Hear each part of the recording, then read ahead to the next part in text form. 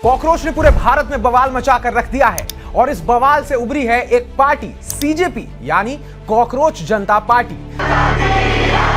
तो मांग रही पूरी आबादी,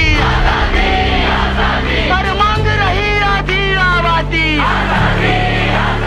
जो अपने आप को एक पॉलिटिकल पार्टी की तरह पेश कर रही है, रातों रात सोशल मीडिया पर बवाल मच गया है और महज 5 दिन में सीजेपी ने 10 मिलियन फॉलोअर्स का आंकड़ा पार कर लिया है, जो किसी भी इंडियन पॉलिटिकल पार्टी से ज्यादा है। साथ ही सीजेपी ने फोर्ब्स मैगजीन तक में जगह बना ली है। तो चलिए आपको बताते हैं कि सीजेपी का सच क्या है, उनका मैनिफेस्टो क्या बोलता है, इसके फाउंडर कौन है और साथ ही कैसे honourable chief justice of India के एक स्टेटमेंट ने इस मुहिम और इस बड़े विवाद को जन्म दिया।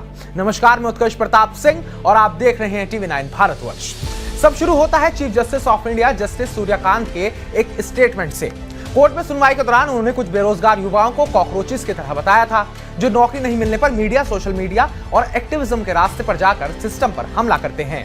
इस बयान पर भारी विवाद हुआ। सीजीआई ने बाद में स्पष्टीकरण भी दिया कि उनका इशारा फेक डिग्री वाले लोगों की तरफ था, लेकिन तब तक युवाओं में आग लग चुकी थी और फिर जन्म होता है कॉकरोच जनता पार्टी का।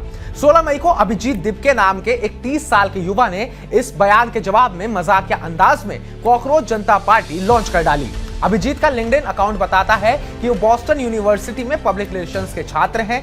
अभिजीत मूल रूप से महाराष्ट्र के संभाजी नगर के रहने वाले बताए जाते हैं और वो जर्नलिज्म की पढ़ाई भी कर चुके हैं। इससे पहले वो आम आदमी पार्टी की सोशल मीडिया टीम से भी जुड़े रहे हैं और उनके कुछ पुराने ट्वीट्स उनका आप नेताओं की तरफ झुकाव दिखाते हैं। उन्होंने एक वेबसाइट भी बनाई जिसमें लिखा था, are you unemployed, lazy, chronically online and can't rant professionally. अगर हाँ तो आप कॉकरोच जनता पार्टी के मेंबर बन सकते हैं। युवा इस पार्टी में शामिल होने लगे और प्राउड कॉकरोचेस कहकर खुद को टैग करने लगे। फिलहाल सीजेपी का ट्विटर पेज सस्पेंड हो चुका है। सीजेपी ने अपना मैनिफेस्टो तक लॉन्च किया है जिसमें लिखा है, हमारा मिशन सिर्फ यही है कि उन युवाओं की आवाज बने जो बार बार लेजी, क्रॉनिकली ऑनलाइन और कॉकरोचेस कहे जा रहे हैं। बाकी सब सटायर है। 5 बड़े वादे जो उन्होंने किए हैं, कोई भी चीफ जस्टिस रिटायरमेंट के बाद राज्यसभा सीट नहीं पाएंगे, महिलाओं को संसद में 50% आरक्षण, दल बदलू सांसद विधायक 20 साल तक चुनाव नहीं लड़ेंगे, अगर वोट डिलीट हुए तो मुख्य चुनाव आयुक्त पर यूएपीए लगेगा और अंबानी अडानी के मीडिया हाउसेस के लाइसेंस रद्द किए जाएंगे। यही नहीं, उन्होंने अपना इलेक्शन सिंबल तक जारी कर डाला है और महुआ मोहित्रा जैसे बड़े नेताओं ने इस मुहिम को सपोर्ट तक कर दिया। अब ये इतना सब कुछ वायरल क्यों हो रहा है? असल में युवाओं के बीच बेरोजगारी, पेपर लीक, महंगाई और सिस्टम की नाकामी पर गुस्सा है जो सटायर और मीम्स के फॉर्म में निकल रहा है।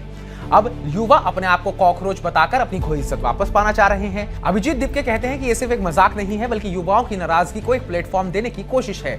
एक छोटी सी टिप्पणी से शुरू हुई इस कहानी को आज पूरा देश देख रहा है और ये पूरे देश में चर्चा का विषय बन गई है।